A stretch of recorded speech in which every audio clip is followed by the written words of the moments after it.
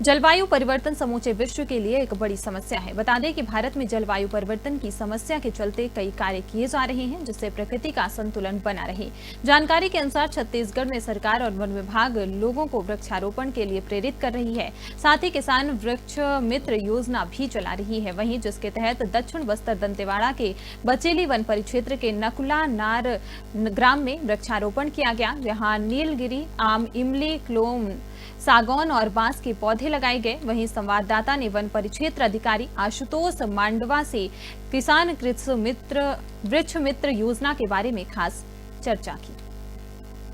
छत्तीसगढ़ सरकार की बहुत ही महत्वाकांक्षी योजना किसान वृक्ष मित्र योजना के तहत दंतेवाड़ा वन मंडल के अंतर्गत 9.5 लाख वृक्षों का वृक्षारोपण किया जा रहा है।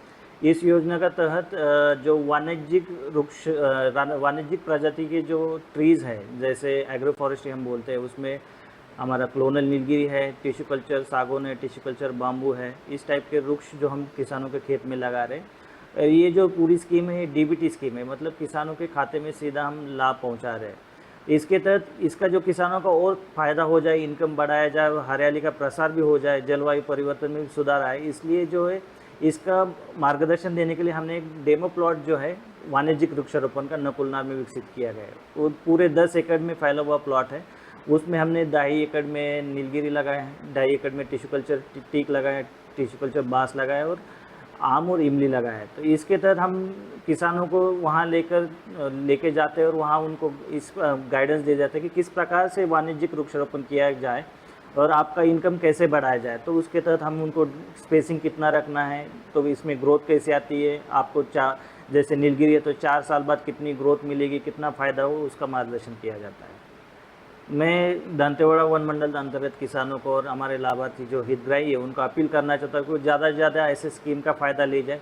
अभी जैसे पौधा प्रदा योजना भी चल रही है, उसके तहत भी हम लोगों को वृक्ष बांट रहे हैं। इस महीने में एक पेड़ माँ के नाम महाअभियान भी चलाया जा रहा है। उसके अंतर्गत हम लोगों को मुफ्त में पेड़ मतलब बांट रहे हैं। तो वो मैं चाहता हूँ कि ज़्यादा से ज़्यादा किसान इसका फ़ायदा ले, ज़्यादा से ज़्यादा फलदार वृक्ष अपने बाड़ी में लगाए, अपने खेतों में लगाए। जैसे किसान वृक्ष मित्र योजना है, उसके तहत पूरा हम किसानों के खाते में पैसा देकर उनको निःशुल्क जो है पौधा देकर उनको मतलब इनकम बनाने का हम ज़्यादा से ज़्यादा प्रयास कर रहे हैं। तो किसानों से यही अपील करता हूँ ज़्यादा से ज़्यादा इसका लाभ लें। हर व्यक्ति को चाहिए कि अपने जीवन में जो चीज़ें प्रकृति की तरफ से मिलती हैं उसके लिए कुछ न कुछ योगदान करे। आज पूरे पृथ्वी की बात करें, पूरे विश्व की बात करें तो जलवायु परिवर्तन एक बहुत बड़ी चिंता का विषय बन गया है।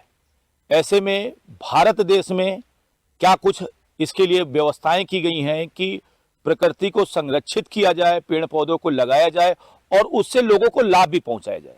यानी आम के आम गुठलियों के दाम की जो कहावत है उसको सत्य करने का प्रयास किया जा रहा है। मैं आपको बता दूं, दंतेवाड़ा के बचेली वन परिक्षेत्र अधिकारी के साथ में मैं मौजूद हूं और ये उन्हीं का एरिया है। मैंने अबकिर की गर्मी देख करके ध्यान लगाया कि कुछ न कुछ ऐसी कवरेज की जाए जिससे हर एक किसान को भी समझ में आए कि किस तरह से आम के आम और गुठलियों के दाम निकाले जा सकें।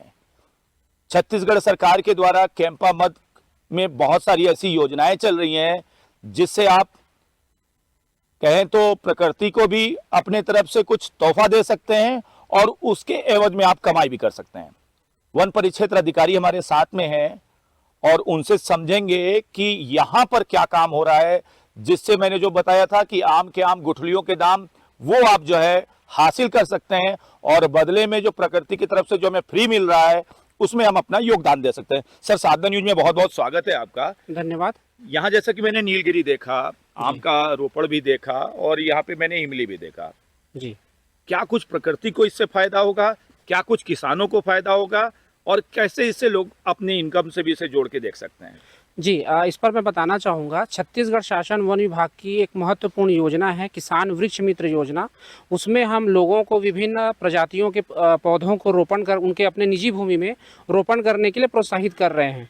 तो प्रोत्साहन की एक की शुरुआत से पहले हम चाह रहे हैं, हम शासन की एक योजना है जिसमें एक उनको एक व्यावसायिक मॉडल रोपण भी दिखे, ताकि हम उनको बता सके कि किस तरीके से आप जो है एक रोपण इस करना है, इसके अनुसार आप जो है अपने खेतों में लगाइए।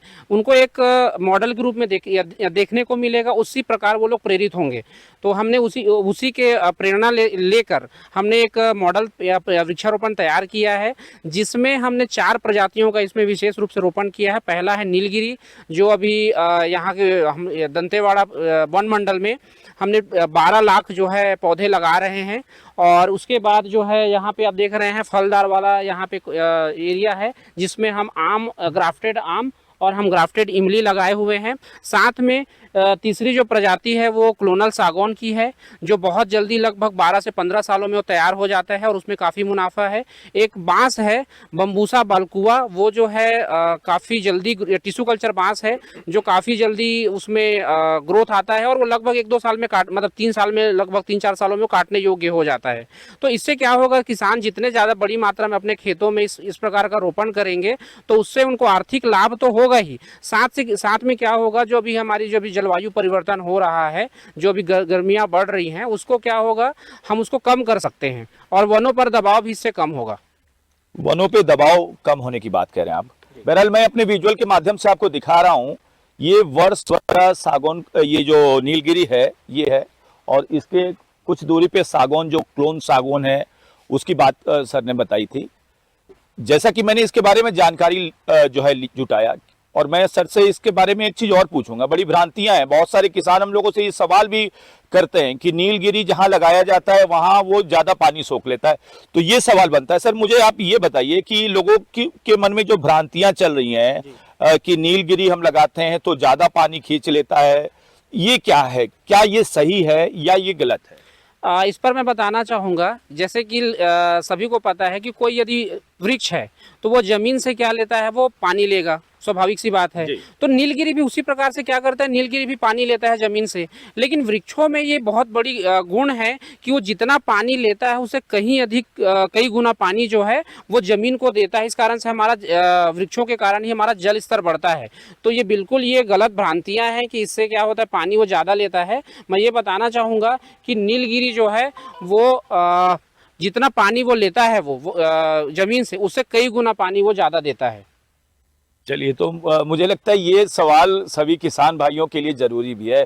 बस्तर में भी ये बहुत अधिक स्तर पे बुआई किया जा रहा था। दंतेवाड़ा में एक प्रयास भी किया जा रहा है किसानों को ये बताने का कि आप नीलगिरी की खेती करेंगे, और जो जानकारी हमने जुटाई है, पहले 3 वर्ष में ये कटाई के योग्य होता है और उसके बाद में 2 वर्ष में, यानी पहला आप काट लेंगे, फिर जो उसका जड़ बचा रहेगा वो फिर 2 वर्ष में ही काटने के जो है स्थिति में आ जाएगा।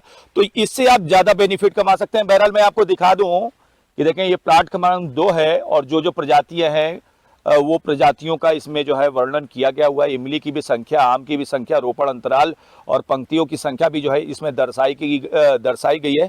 बहरहाल अबकिर मुझे लगता है लोगों ने ये जरूर समझा होगा, अबकिर की गर्मी को देख करके लोगों के मन में ये विचार जरूर आया होगा कि हम वृक्ष अगर लगाएंगे तो ये जो समस्या है इससे दूर हो पाएंगे, क्योंकि और कोई दूसरा तरीका ही नहीं है पृथ्वी को बचाने का। तो ये जो एक प्रयास किया जा रहा है शासन के द्वारा, भले ये फलदार वृक्ष हैं लेकिन ये भी ऑक्सीजन जो है छोड़ेंगे और बहुत सारी इनसे फायदा, यानी मैंने जो पहले आपको बताया कि आम के आम गुठलियों के दाम, वो हम कर सकते हैं। तो साधना न्यूज की भी अपील रहेगी कि आप इस प्रकार के खेतियों को करें जिससे आपको धन भी अर्जित हो, और साथ ही ये जो वातावरण का कहें, जो जलवायु परिवर्तन हो रहा है, हम अपने प्रकृति से भी जो लेते हैं उसके बदले कुछ दें, जिससे कि जो संतुलन है वो बना रहे, और जो गर्मी अब की लोगों ने झेली है कहीं ना कहीं उससे मुक्ति मिलाने में और दिलाने में यही वो पेड़ है जो काम आएंगे। साधना न्यूज के लिए मैं अर्जुन पांडे, दंतेवाड़ा।